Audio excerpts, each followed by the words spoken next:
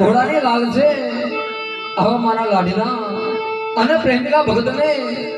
ઘોર સમુદ્ર ભેગા છે તો લાઈ સમુદ્ર વસાડે સોનાની તો હરકાર શું છે પાદરની પનહારીને પાણી ભરવા મોકલો જેથી મારા આવા લાડીના અને પ્રેમિકા ભગતને દ્વારકાનો સાસુ રસ્તો મળે